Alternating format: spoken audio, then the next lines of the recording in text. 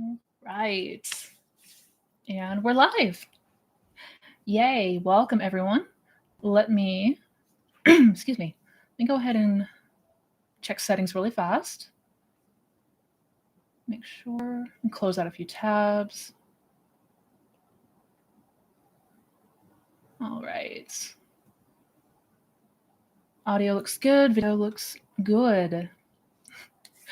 I think we are all set. Welcome, welcome. Happy to see some new faces and some old alike. One second, guys.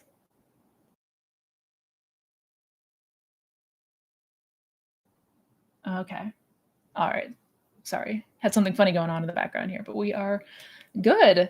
Excellent. I know we are running a few minutes behind 9:30 a.m. Pacific time, which is busy morning. Mondays usually are. Thank you guys for joining me for a Monday edition of the live Q&As. My apologies that it's been a bit fluctuated over the past couple of weeks. Rest assured, we will be getting back into our normal Sunday groove.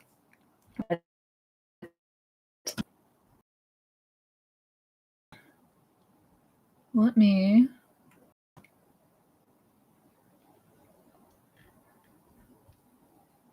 My apologies, you guys. All right, I think we're back. And if we have any buffering issues or we lose connection, I will go ahead and just try to hop back on. But if you're noticing anything on your end, connection-wise, usually if you just refresh the page, that does the trick. But with all that said, let's go ahead and jump on in. Got about 70 or so people. I know that number will likely grow. Since it is Monday, I'm not sure how many will be able to join us, but nonetheless, we've already got a number of questions. And at first glance, really good questions. So I'm excited. Again, thank you guys so much for being here. Happy Monday. Hope your week is off to an excellent start, wherever in the world you may be. And today we're just hanging out, as always, when we do these lives.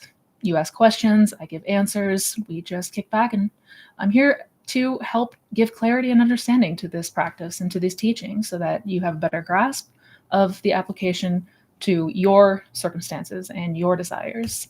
So as far as a couple quick things to announce, a lot of people have been asking about the waitlist for one-on-one coaching that will be opening later in the week. So if you are interested in working together one-on-one or you want more information about it, all that link is down in the description box to sign up. You will get an email with all the information that you need, also a link to sign up when that date comes. It is first come, first serve.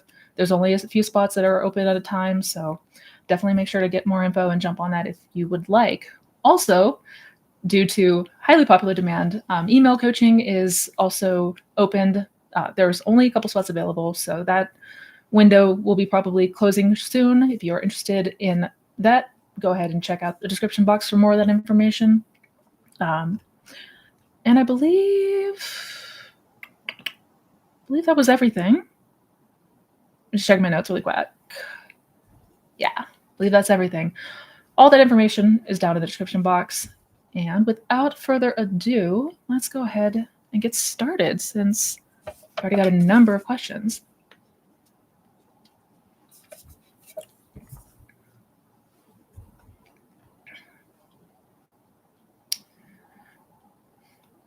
Hi, Missy. How do we revise something that never happened?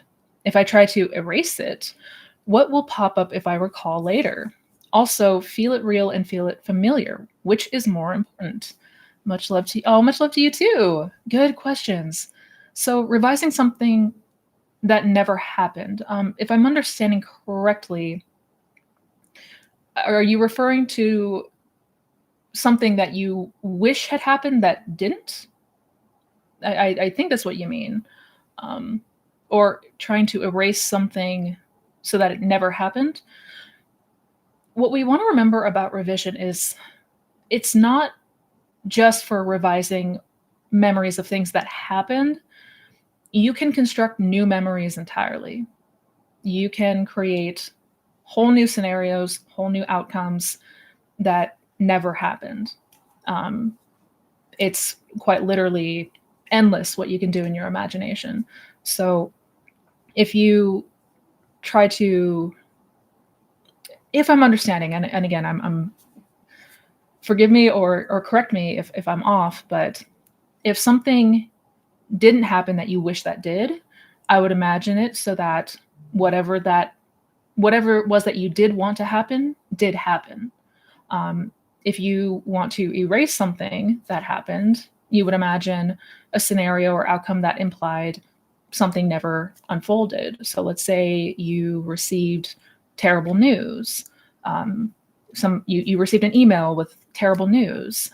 I would imagine instead, going through my inbox and just sorting through the messages, and that message never came up in the first place. Again, these are just broad examples, but we want to remember that with our imagination, we can quite literally go anywhere and do anything. And even if that means whole new memories of something that never may have happened at all. I hope that makes sense. I've made a number of videos on revision. If you go in the search bar, just Miss Renee revision, those will pop right up. I do have more videos on the way about revision. Obviously, it's a topic that I talk about frequently for good reason. But I hope that helps to clarify. Let me know if I missed anything anywhere. And as far as feeling it real and feeling it familiar, that's the same thing. Feeling it real and feeling it familiar is pretty much, I mean, at least to me, that sounds like a different way of saying the same thing. Something that feels real is going to feel familiar. If we recall a memory of something, it feels real and it feels familiar because it feels like something that happened, something that's true for us, which is of the utmost importance. Yeah. Hi, Missy, could you please give us some specific tips on the lullaby method about creating the feeling insists you already have all your wishes fulfilled? What would that feeling be like exactly? Because when I have many different wishes, it's hard to name a single feeling that could include all of them at once. Also, I think lullaby method is harder to concentrate than visualizing. Um, it it can be. It depends. If you're somebody who's naturally good at visualizing, this may feel a bit more abstract. Um, Personally, I love the lullaby method. That's my go-to. It was Neville Goddard's go-to as far as going to the wish fulfilled. And an example of, a feeling that implies you have these multiple desires would be satisfaction, would be fulfillment, just that overall sense of ease. Because if you have in every area of your life what you want to experience, you're going to feel satisfied. You're going to feel, I mean, you're certainly not going to feel like you're wanting for anything. You're not going to feel like you're desiring and craving for something. So satisfaction and fulfillment and gratitude would be the first things that come to my mind. And I know when it comes to multiple desires, it can be challenging for us. But again, the imaginal act just has to imply that we've received what we want, or that we are living the life that we want to be living. And in this case, we would be feeling quite satisfied and fulfilled. Yeah.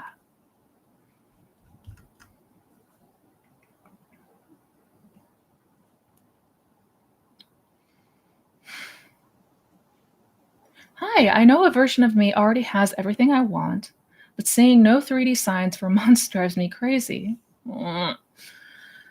Time is an illusion, I know, but what should I do if manifestations take months? This is our kryptonite. I know. Not seeing 3D evidence is arguably the biggest challenge that we run into, because we are conditioned to needing to see 3D evidence. Like, we're very attached to the 3D circumstances. I know.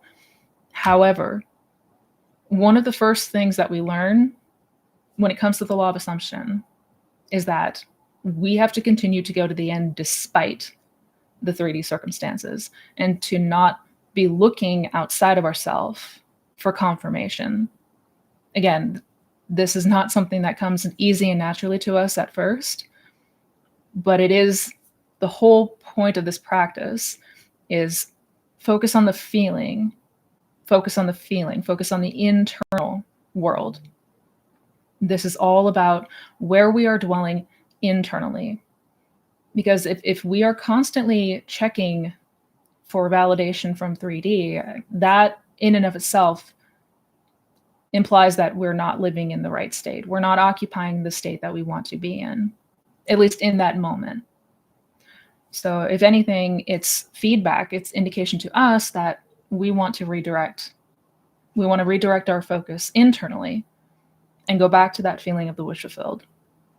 Because the paradox here is the time that it takes is proportionate to how natural it feels. And if we're constantly seeking outside validation, we're keeping ourselves from feeling it real and feeling it natural. So we end up causing more time than would otherwise needed if we just focused on the internal feeling, if we just focused on going to the end, and that's it. Again, I know we're all here to get this 3D outcome, obviously, and there's nothing wrong with that. That is the point for most people for all of this. But how we get to that 3D outcome is by first changing from within, feeling into it, experiencing it in imagination. So, and I know the time thing is also another huge area of resistance for us, but this is where practicing being present is everything. Like being here in this now moment and just practice coming back to the now is everything. Yeah. It gets easier as you continue to practice going within.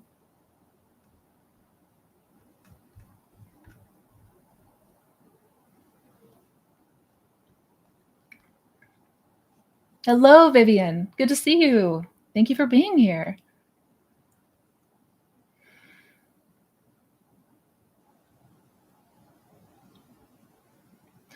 I'm manifesting living abroad. I love imaginal acts and inner talks, but during the day, how can I carry that state when around is complete opposite? Thank you. Good question. And again, I know this is where a lot of people struggle. How do we live in the end when the 3D appears to be opposite of what we want? Number one, we have to remember that the 3D is a delayed mirror. Nothing more, nothing less. So, how long that delay is going to vary, considering a few factors. But basically, if we are focused on just really capturing the feeling of already having, already being, like capturing the experience of that wish fulfilled state to the point where it elicits a feeling response within us, till it elicits a reaction within us. And when we go into imagine, it should elicit a sense of peace, a sense of calm. It should elicit some kind of feeling. Not necessarily an emotion, although that might come up. But it's all about leaving that subconscious impression. So, because as we do that, as we start to really leave those impressions subconsciously, and we continue to acclimate to that new state, you're going to find yourself naturally throughout your day-to-day occupying that new state without needing to do anything. Like, as you recondition your self-concept, as you change your beliefs and assumptions, you're going to find yourself in the day-to-day reacting differently. You're going to notice different thought patterns. You're going to find yourself lining up more with the wish-fulfilled state instead of the old one. So we don't have to necessarily micromanage ourselves throughout the day-to-day. It's really about, utilizing those times when we do go within and really focus on feeling into it to the best of our ability. And I do have more videos coming out about this, because one thing that we do have a habit of doing is trying to work hard at policing ourselves in the day to day, like force ourselves back into a state. And that's not the approach that we want to take.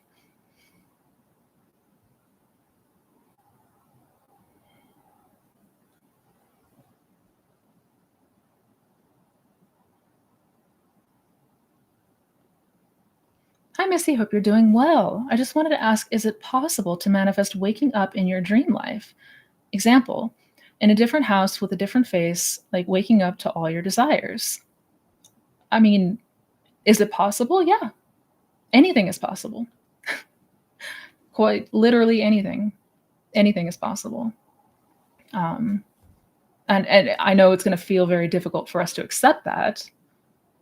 And that's typically why we don't see that drastic of a change overnight, because how we are conditioned as humans is things happening in a series of events. So we don't experience just waking up in a whole new reality. That's not something that most people typically ever experience. So for us, it may seem like illogical or irrational or impossible for something like that to happen, but nothing is impossible. Nothing is impossible to God. Mm-mm. And you can even, I mean, they have, like, for example, the glitch in the matrix stories of people, having these kind of intense experiences where, that basically move into a state like quite opposite of what they're used to normally experiencing. So anything is possible, but to the degree that we can feel it naturally, that's another thing entirely.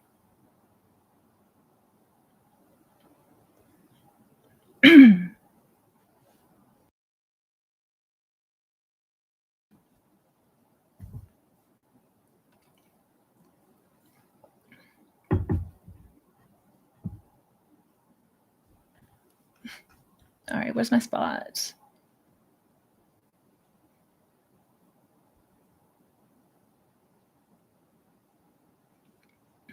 When unwanted thoughts come, is it labeling them as old timeline and shifting back means fighting the mind? Or is it better to just notice, breathe, and shift? Thanks so much for your clarification.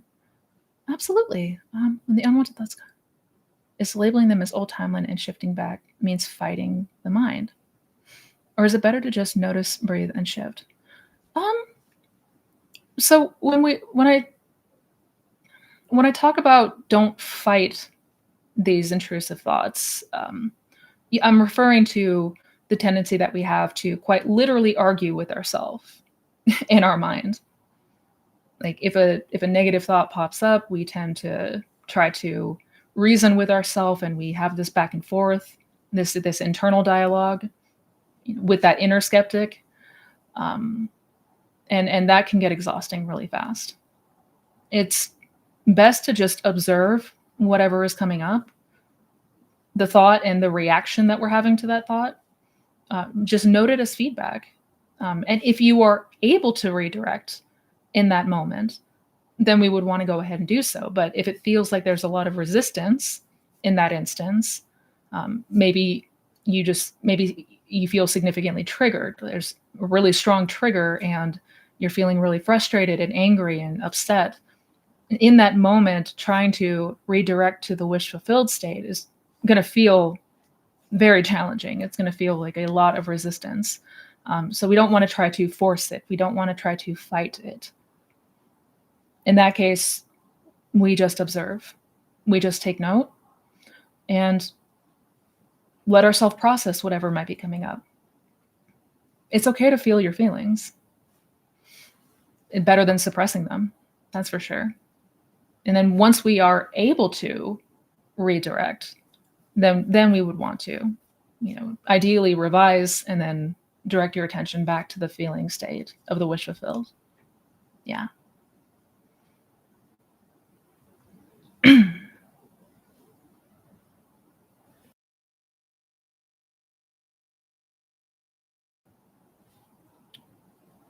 Hi, Misty. I'm having some trouble building my faith in the law. Observing the relationship between the inside and outside is too difficult for me because my mind keeps jumping everywhere all the time. Hmm. And the free coffee test doesn't suit me well either. It seems like my unconscious won't take these small tests seriously. Do you have more effective ways to test the law and build our faith? Um, I mean, really, the only way that we're going to build our faith is through experiencing the law in effect for ourselves. No amount of reading or videos or even success stories is going to get us to the place of unshakable faith. It's something that through our own experience, as we witness it, as we observe it, that's what's going to solidify.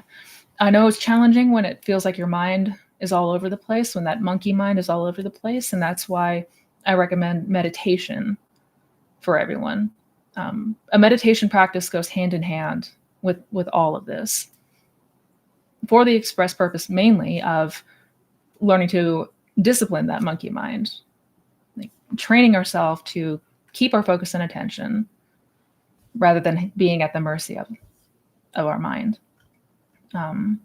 That's going to help immensely. So if you don't already have a meditation practice, I would integrate one, even if it's just 1 or 2 minutes a session, even if it's very, very short. I'm not saying we have to sit there and meditate for an hour. Even a couple minutes is going to be exponentially better than none at all. Yeah.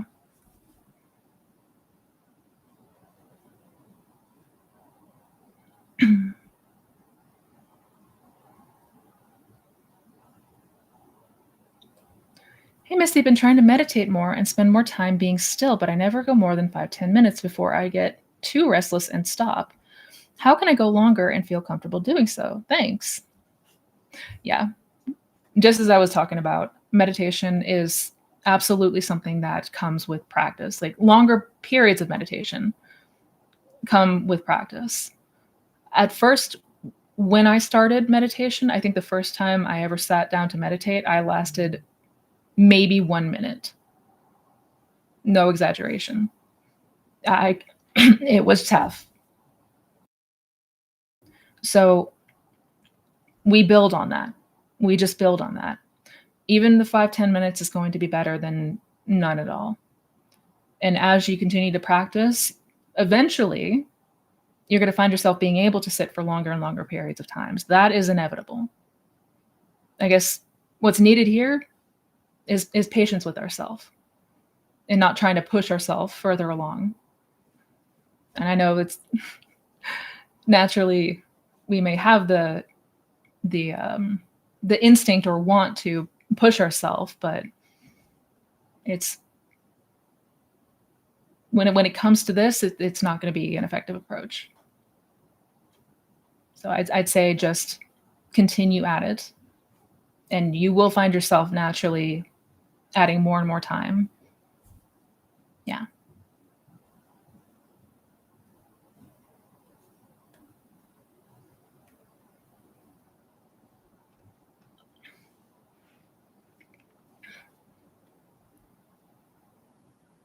Happy Marvelous Monday. Yes. I love that.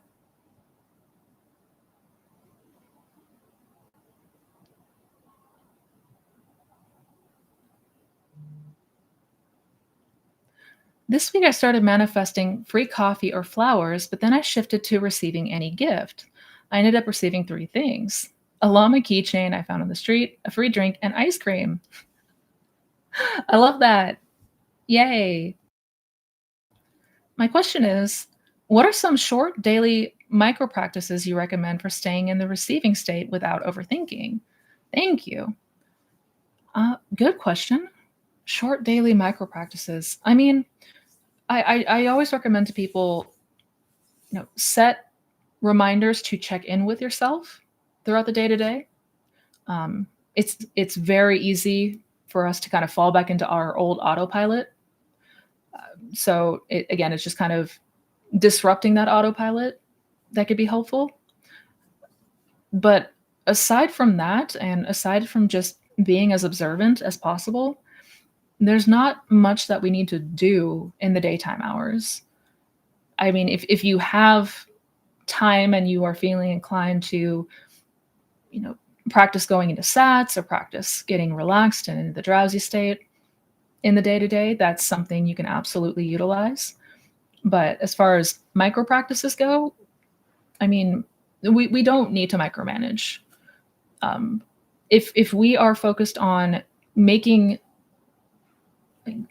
making a priority to going within and really feeling into that end state and really experiencing it and accepting it as real, that what you are imagining and feeling is just as real as what you experience in the 3D.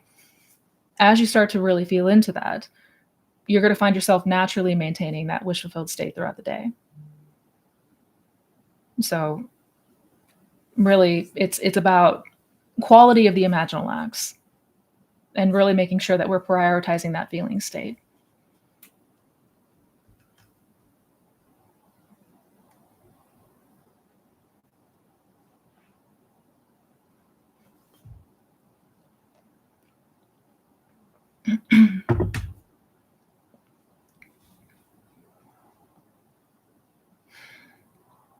Now, tenacity. I punish myself mentally for not imagining and not staying in the desired state, and it is not always easy to conjure that state. How to deal with it? Thanks. Now, I was also very hard on myself. I think a lot of people are inclined to be hard on ourselves.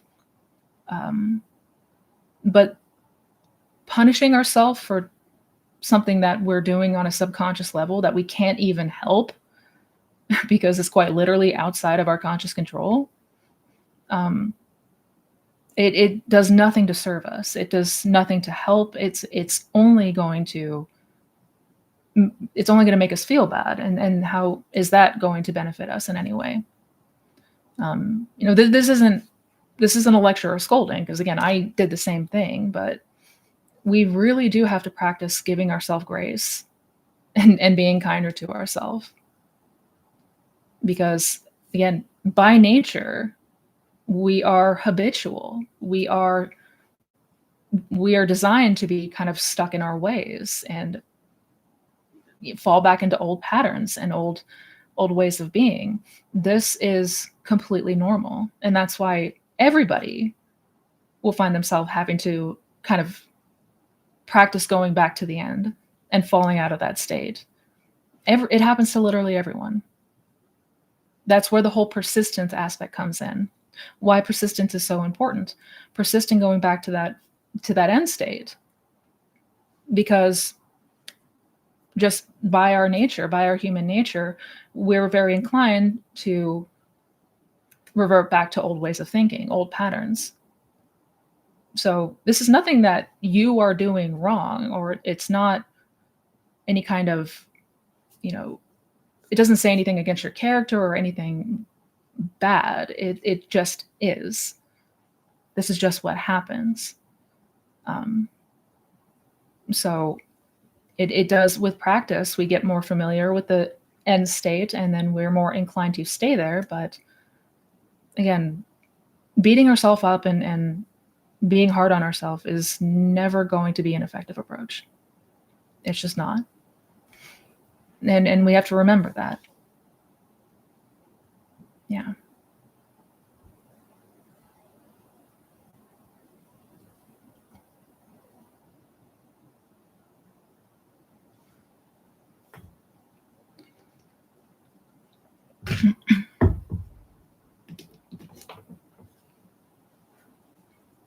Hello, David. Good to see you.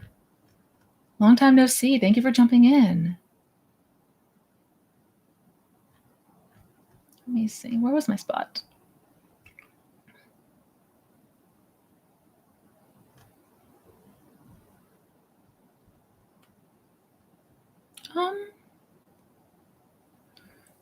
Hi, Missy. In your Pearl of Great Price.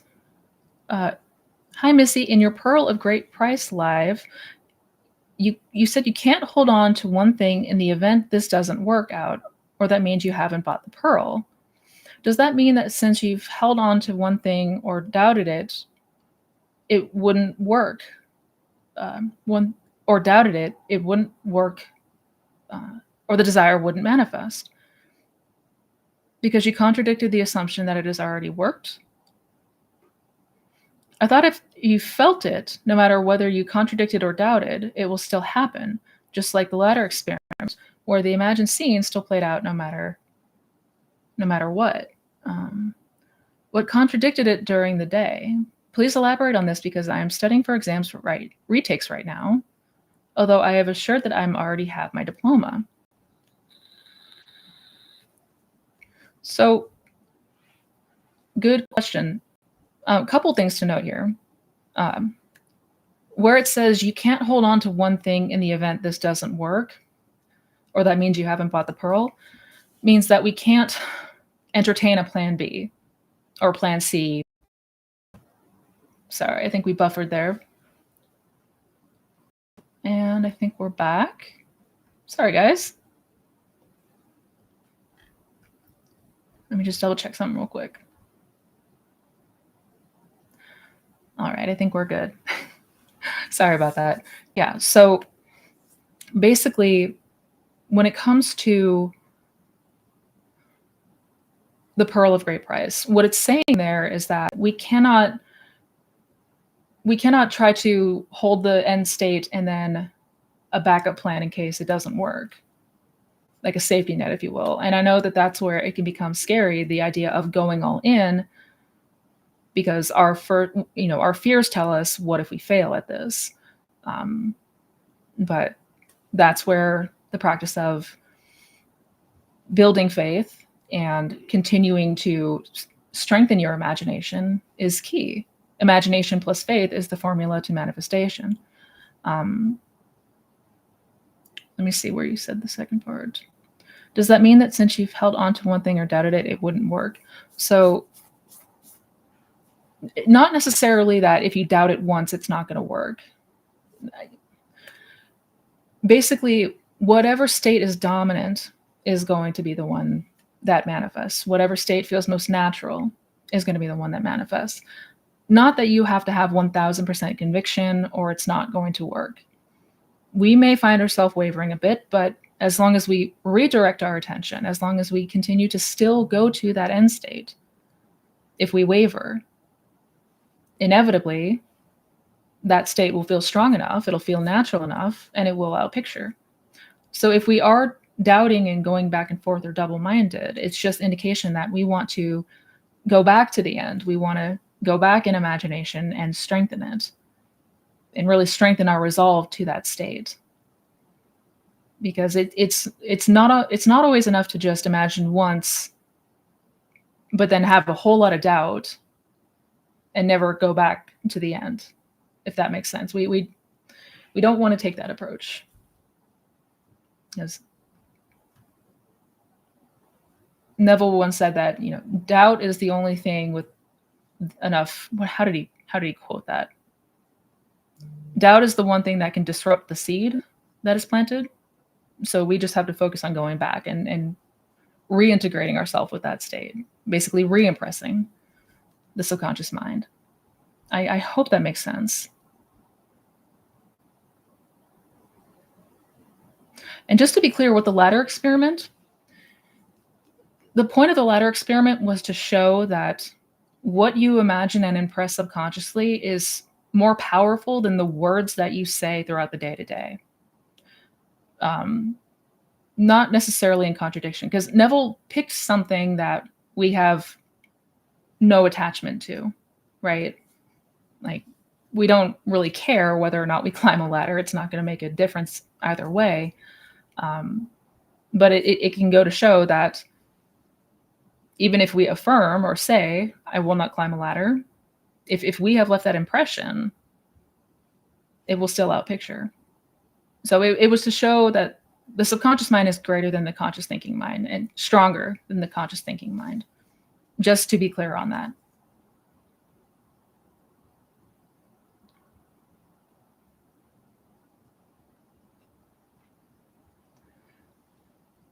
Missy took a break from work to join you. Ah, thank you for being here, Miss FM. Can you please speak on Neville saying 3 days to hold a state without being double-minded versus the appointed hour in the Bridge of Incident? I appreciate you. Aw. Yes, absolutely. So what we want to remember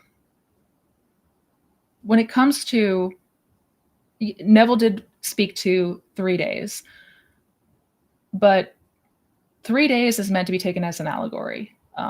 It's not meant to be taken quite literally, because the number 3 in the Bible is symbolism for completion. Basically, once everything is completed, it will appear. So it's not to be taken in the literal sense. So I'm personally not a huge fan on giving time frames like that, because then we get stuck in our head about time, and it shouldn't be about time.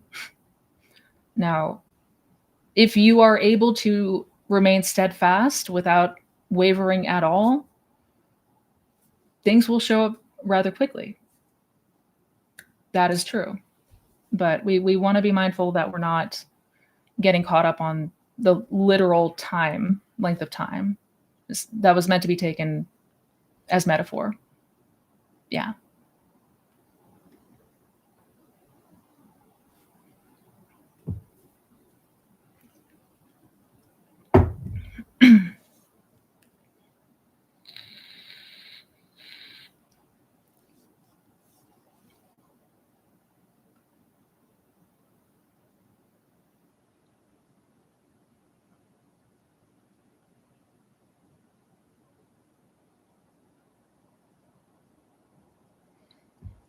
How can I know if I should revise or manifest when both exist in imagination now? Well, revision is basically imaginal acts for anything that appears to have taken place in our past. Anything that is future oriented is just that. So, I mean, both are going to the end state, but one is for what we perceive as a past outcome, the other is for a future outcome. So it's really just if there's something that happened that we want to change or wish had gone differently, that's revision. For something completely new in the future, that would be just going to the end. Yeah.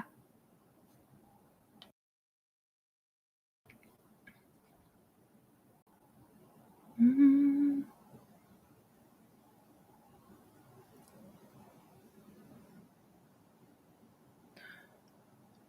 I would like to ask, how is the best way to revise no contact? Should I revise every day talking with the person, or is there a more effective way to do it? Thank you.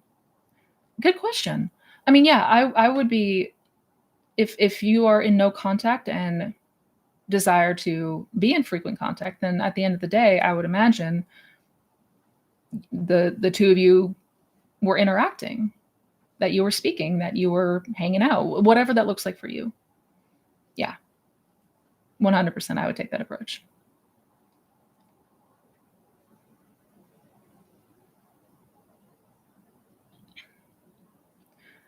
Happy Monday, Missy. How do I not be caught off guard by signs of my manifestation appearing in the 3D? I've become overexcited by signs in the past, and it's led to me to unintentional self-sabotage. I think we've all been there. Because it's natural, especially at first, to feel excited if we start to see something that might indicate our manifestation is coming. But we have to remember, ultimately, signs follow. They do not precede. And the key is not letting yourself get caught up in the 3D regardless. If there are signs appearing that your manifestation is unfolding, it's fine to notice that and be aware of it, but we keep going to the end regardless. We don't let our attention get focused and stuck back out here. And that's just a practice of redirection, which gets easier as you continue to practice going to the end. Yeah. Yeah. It's also going to be easier as you grow in faith, as your faith grows stronger. to not let yourself get caught up in what's happening out here.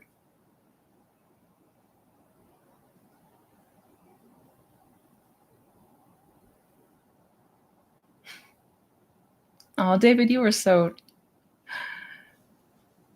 Oh, I adore you. Thank you so much, sir. It is good to have you here.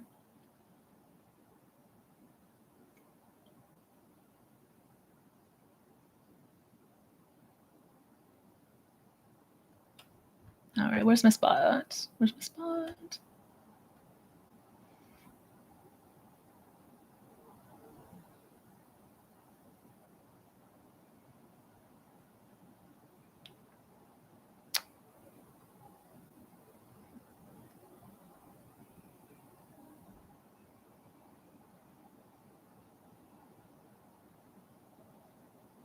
Does this sound right to you? Been meditating for sats and get so relaxed recently, but would stop for a break when focus is lost. Within minutes, I have dream images and fall into sleep and wake up. Where's the part two? Then back to sleep with dream images in my mind's eye. To me, that means I'm so close to reaching the sat state, but need to be a little more relaxed because when I stop for a break, I stop trying to focus. I mean, that sounds pretty accurate to me.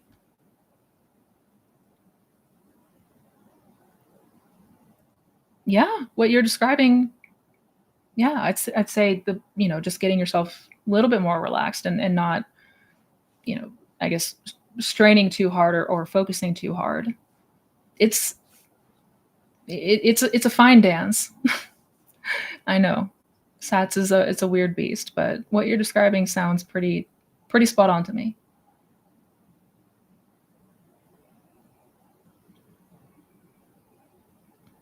Hi, Missy. When we come out of an imaginal act, oh, this one's important.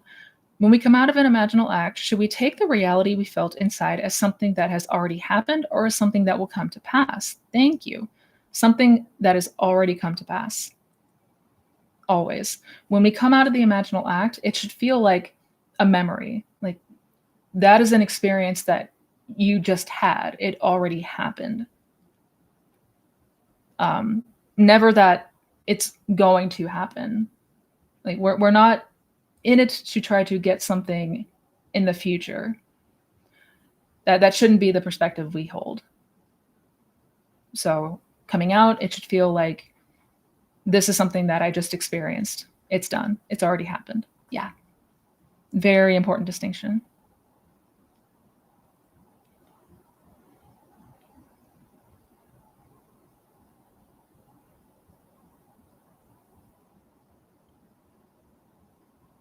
Hi, Missy. I'm writing a book, and my family and friends are supportive, but all published writers I've spoken to have said only a handful ever get published, and it's near impossible to actually make good money off your book. It's very scary. How do I make myself the exception? Oh, oh, ah. I mean, I would even go as far as revising those conversations with those writers, um, because regardless of what people are saying to you, you practice going to the end. In this case, I would imagine myself, whatever the goal is, whatever the outcome, whether that's, finding the right publisher, getting accepted at the right publishing house, ending up on the New York Times bestseller list, whatever you want that to look like, you know, celebrating a milestone where you sold X amount of copies, that's where you're going in here. So you are transporting yourself from this present moment to already having a successful work. Like you've already succeeded, and this book has already met and surpassed expectations. So see yourself there. Hear people congratulate you on your success. That's how you make yourself the exception here. And take in mind that these writers that are saying all these things that fill you with doubt, that's your own fear being pushed out. It's the fear that this is going to be very challenging. This rarely happens. All of that is why you're like, these people are saying these things to you. So know that that is everyone as you pushed out. That is just fear being pushed out. That's not true. And it's not, in your case, relevant because you have the ability to decide what state of consciousness you occupy, decide and select the reality of experience. So, no matter what is going on out here, in here, you have already succeeded.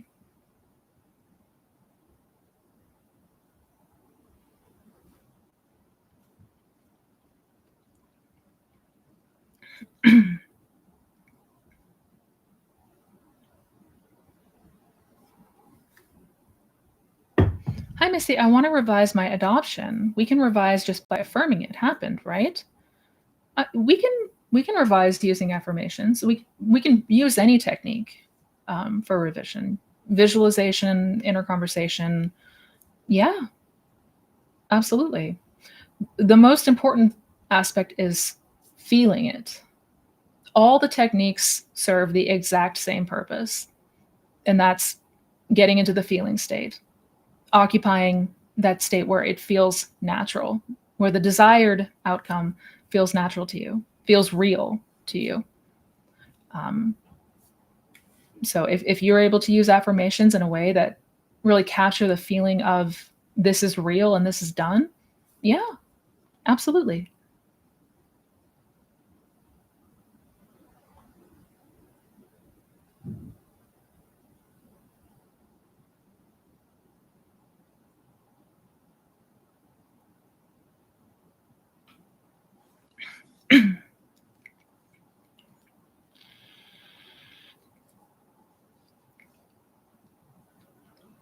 When revising, can we go back in time? Not just undoing the event down the line, but physically go back to the day and experiencing something different. Will you know you went back, remember the time you're from? Um, physically. Well, that is revision. Revision is quite literally going back to that event and playing it differently, something different having happened. So I'm a little confused. Yeah. Will you know you went back, remember the time you're from? You When revising something, we may completely forget the old event. It really depends. If we do still recall it, it's going to feel very detached from you. It's going to feel almost like a memory of somebody else's. You're going to be more attached and resonant to the revised event. The new memory is going to feel more real. But you are quite literally going back. And remember, time is an illusion, anyways. So I say this just to try to make it a bit easier to understand, but you are quite literally going back in time. You're not doing this to get a different outcome in the future. Yeah.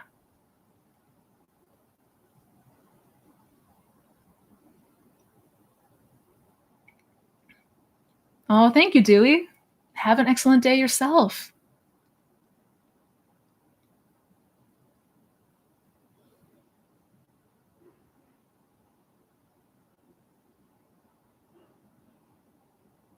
What would you recommend when someone has more desire, more than one desire? What should we do? Good question. And I have made a video talking about multiple desires. There's a few different ways to approach this. You can construct an imaginal act for each desire. You can construct an imaginal act that implies you have achieved different, all of these desires in different areas of your life. For example, if you desired an SP and also a successful business, you can imagine a scene where you and your SP are toasting to your successful business, just as an example. So you can combine elements in the scene that imply multiple desires have been fulfilled, or you can utilize the lullaby method, or isn't it wonderful? And if you're not sure what that is, check out the video that I've made. If you just type lullaby method Missy Renee in the YouTube search bar, that should pop right up.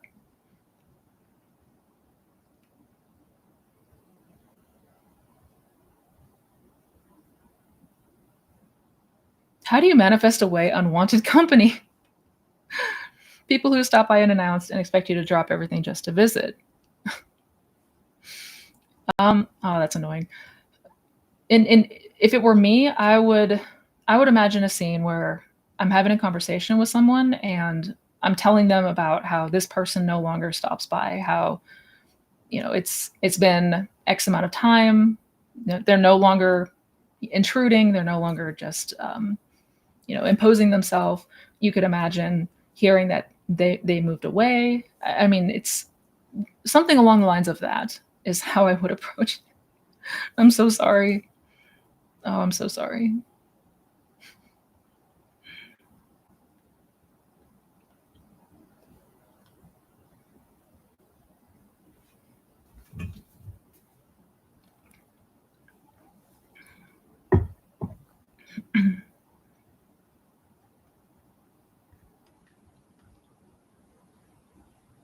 That's my spot.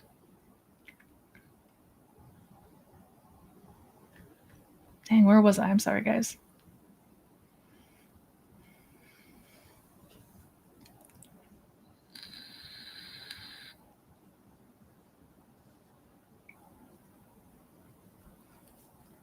If I recall correctly, Neville said that after death, you're reborn in a very similar reality and continue the journey.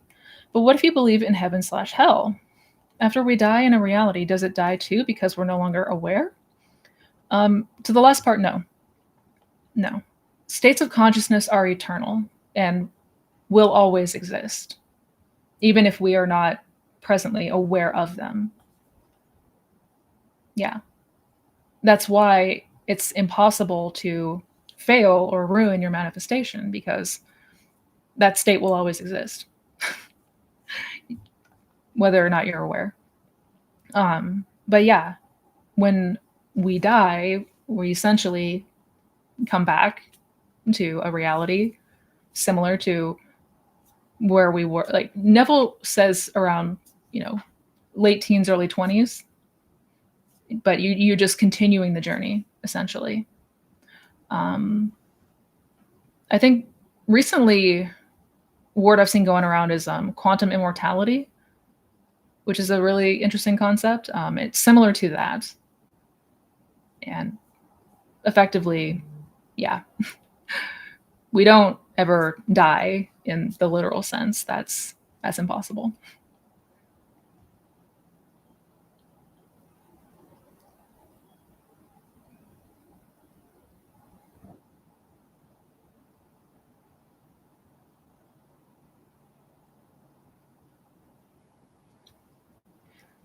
We can absolutely manifest for others. A couple people had questions about, can we manifest for other people, like physical changes, different circumstances, and the answer is resounding yes. Absolutely. You can quite literally change any aspect of your reality, and that includes other people and how other people are showing up. Mhm.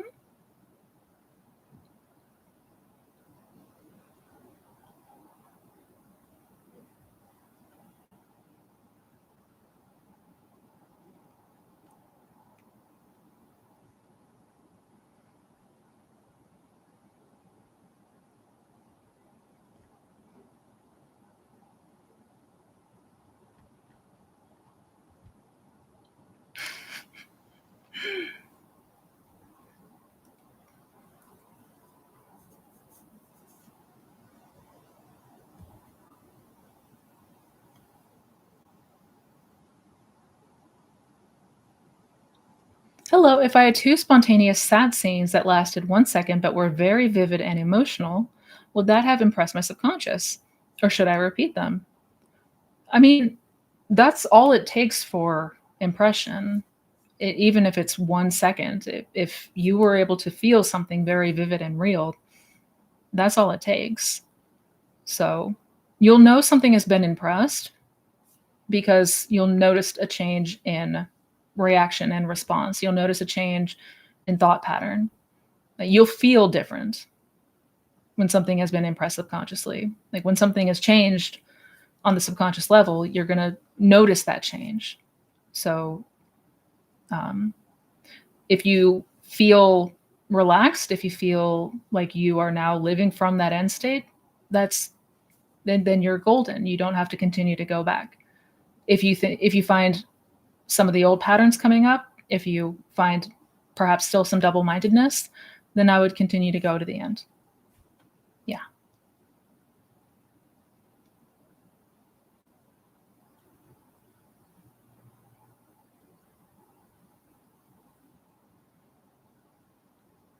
Hi, Missy. What if I'm so afraid of not being able to manifest what I want and feel like I deserve not having it? What could I try first to experience manifestation? Ugh. I do have a video coming out talking more on this. The fear of what if it doesn't work, which stops us from even attempting to go to the end. Um, it's something that very easily gets us stuck. And number one, this is where building our faith becomes paramount, really building trust in the law, building trust in ourself as the operant power, which I've made videos on, you can check out. But also, the focus should be, the perception that we want to have is, I want to practice imagining something different to feel different. So purely for the sake of enjoyment, purely for the sake of learning to go and explore and experience an imagination because it feels good to do so. Because we know that we can imagine anything. We know that there are no boundaries or obstacles to things we can experience in the mind. And it feels good. It genuinely feels lovely. So why wouldn't we want to do that? We get so caught up in the 3D and whether or not it's going to happen in the 3D that we forget ultimately that we're here because we want to feel better. Yes, we also want to experience that 3D outcome, but we want to experience the 3D outcome because it'll make us feel better. At the end of the day, we just want to feel better. So there's quite literally nothing to lose by just allowing yourself to imagine something lovely and really letting yourself go all in on feeling that. The alternative is the same old, same old. So anything is better than that. Yeah. Good morning, Pierce Pixie. Hello. I had a major breakthrough in my journey recently, and I want to thank you for being a part of it. Oh, oh, I love to hear that. I love that. Good. Good, good, good, good. If you're open to it, I would love to hear more. If you want to shoot me an email, no pressure either way, but if you're open to sharing, I would love to hear more. I'm so happy for you. Yay. My manifestation depends on other people, though. Nope. No, it does not. Your manifestation solely depends on you. Other people are going to mirror you. Other people are going to mirror your beliefs and assumptions. Full stop. If you haven't looked into the concept of everyone as you pushed out, I would strongly recommend doing so. But yeah.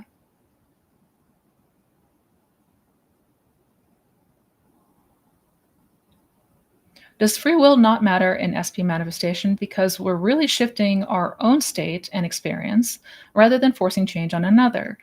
Bingo, bingo, bingo, bingo. Yes. Yeah. This is not manipulation of the 3D. We are not forcing a change onto another. And we get stuck because it's easy to perceive it that way. We're so focused on trying to change the other. The only one changing here is ourself. Period. So yeah, that's what it means. The free will does not matter because you are selecting a state of consciousness, a reality, where that version of that person already exists. Yeah.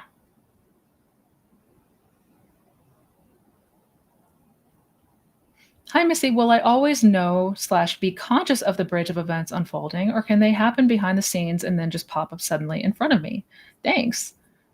Absolutely good question. We will not always know that we're on the bridge. In fact, most likely we will not be aware of it until hindsight. the vast majority of the time, you are not going to be aware. That's why I try to emphasize not to get ourselves hung up on the bridge or go looking for signs that we're on the bridge. Drop all of that. Because we're only going to see it after everything has fallen into place. Yeah. I've been calmer and testing the law, and some of those things came to pass within 48 hours. That's awesome. That's awesome, Mary. Yay.